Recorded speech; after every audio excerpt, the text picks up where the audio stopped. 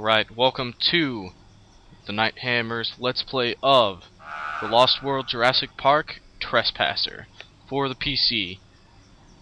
This game came out a while ago. I can't even remember when it actually came out. I'm actually looking at the wiki on another screen right now. It was supposed to come out in 1997, but it was delayed for an entire year. So it came out in 1998. Originally, it was supposed to come out to coincide with the release of The Lost World Jurassic Park the movie. And I'm going to fiddle with the sound options a little bit because I have a feeling the audio is going to be a little loud. I played through this game recently, and as April 18th is Velociraptor Awareness Day, I decided that I'm going to make the month of April Velociraptor Awareness Month. So I'm going to be doing this in Turok, as well as continuing to do Morrowind. So let's jump right in here. Right, and here we are on the island. I'm not really quite sure. Yeah, this game's really buggy. I'm gonna say that right now. We are playing our main protagonist, Anne. We move like any generic shooter. Use the mouse to look, WASD to move. You notice that there is no HUD. And that's because the HUD is right here, which is her boobies. Notice a little heart tattoo there? The little heart tattoo is our health gauge. It was actually one of the first games I ever played that had a regenning health system, aka Halo 2 or Gears of War.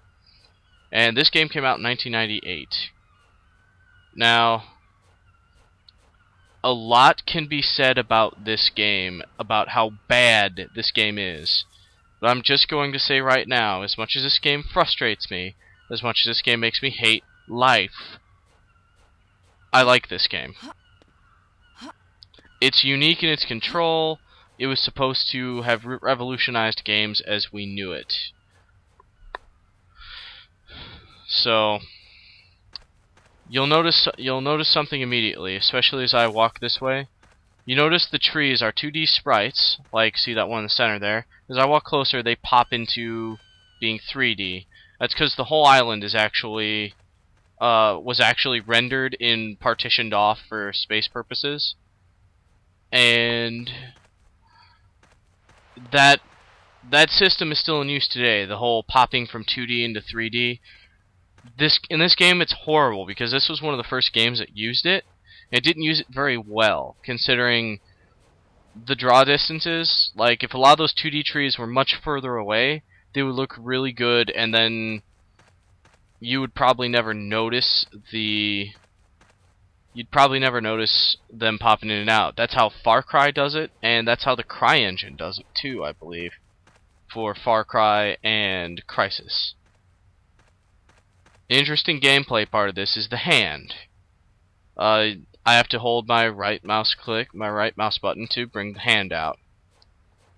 And I can use the hand to interact with objects in the world, like this I-beam that I can grab on this I-beam and lift and move around one-handed.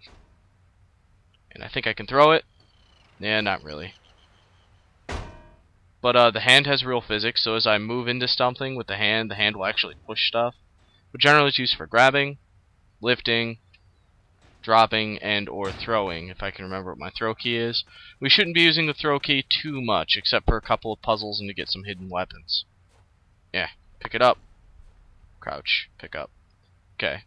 See how I can actually manipulate this hand in 3 different ways. I can manipulate the wrist, I can manipulate the arm, and I can manipulate the arm as it turns, the arm as it moves like this. I can rotate the arm, and I can also manipulate the wrist, but we're generally not going to do that. Let's see. Come on. Will you swing it? No. She won't swing this. But I can throw it. Okay, that's my throw button. Maybe. Just gonna show you a little bit of the physics engine. I will complain about the physics engine later, because I hate it. But, yeah. Anyways, so visually, even though this is at full settings, when I first played this when I was really young, this game looked awesome. Absolutely awesome. And now that I'm playing it on Windows 7, it runs buggier than it normally would because Windows 7 is a bitch. Here. Must be one of the offshore islands. Coco's one of the Cinco Muertes, maybe.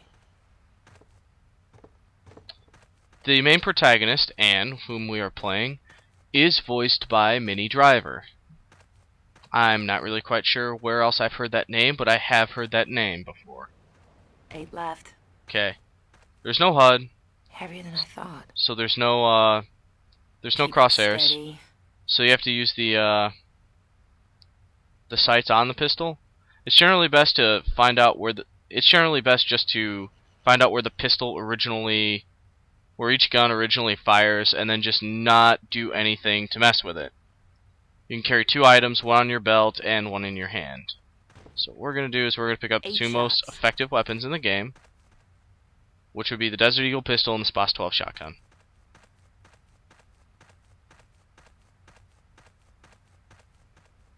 You can pick up about anything in the game world. Come on. And the first of many annoying puzzles. Damn it. 8 left. Pick that back up. Yeah. First of many annoying jumping puzzles. Come on, get the fuck up there. She can lift a freaking I-beam with her bare hands, but can't jump on a freaking waist-high box and if there's a pull herself phone up. line or a radio. Okay.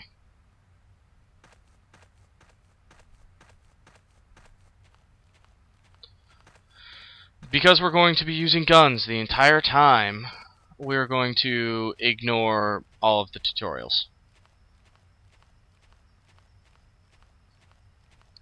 Like I said, I played through this game recently, which was actually some kind of... Wait. International Genetic Technologies. That was the company from the dinosaur trial. After the trial, that old guy, John Hammond, wrote a book. He said it was somewhere in Central America. My name is John Parker Hammond. I was born on March 14th, 1928. Oh, no. Oh, God. This is Site B. This is John Hammond's Lost World. yay, she watches the news and follows all those trials that nobody else cares about. And no idea how she... Well, the fact that she's a regular person who's really dumb, and yes, John Hammond is voiced by Richard Attenborough, who played John Hammond in the Jurassic Park movies. A Nobel Prize or a financial empire waits somewhere in a darkened room, in a dirty, derelict building, somewhere in the Pacific. And that's how the story is going to be told. By her remembering a book that I don't think she ever read. Come on.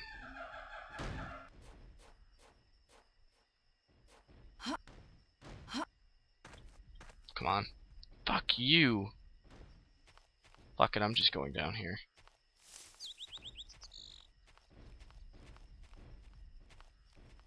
And our first dinosaurs.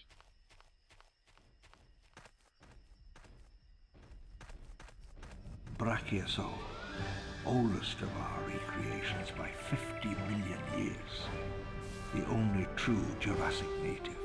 Oh man. He really did it. Now that is an incredible smell.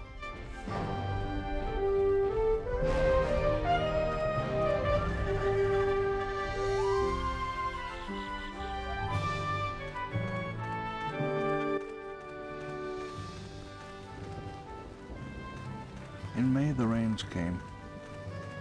The smell of the jungle was everywhere. One thing I really don't like about the way that the story is told isn't really the way that it's told, but how disjointed it is. Like a lot of those little quotes are they're triggered by wherever you walk. So you could be in the middle of one quote and trigger another one. I believe the first of our dinosaur encounters is very soon. In May, the rains came. Here it comes again. The smell of the jungle was everywhere. I knew all along this was a stupid idea. They're probably out drinking right now. Anne? Anne who? Like I said, makes little to no damn sense sometimes. I know he's here somewhere. Oh, there he is. And they kind of just spawn in. That's a Velociraptor.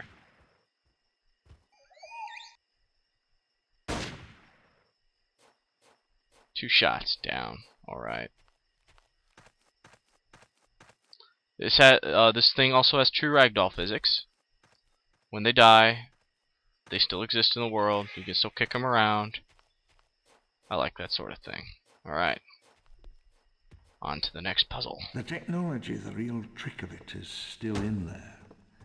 In a darkened room in an empty building with a dirty floor. It waits. The flashpoint. The origin of Jurassic Park. A forest this wild, this unknown, has not been seen by any human since the great hunters of the early Pliocene.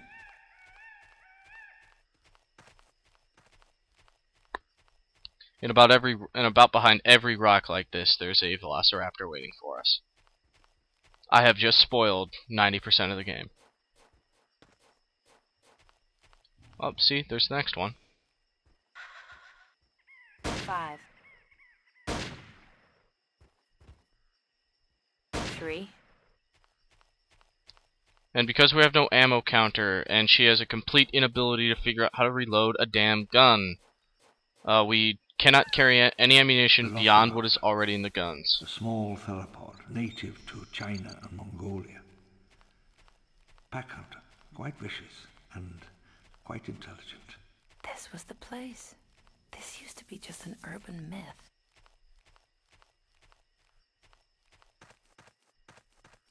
In our search to find a phone, something to contact the outside world. Because our tourism plane crashed. Yeah, and Anne has a real problem navigating stairs. That's part of the damn... Welcome to the city of tomorrow. Today. Welcome to Site B, an InGen research facility.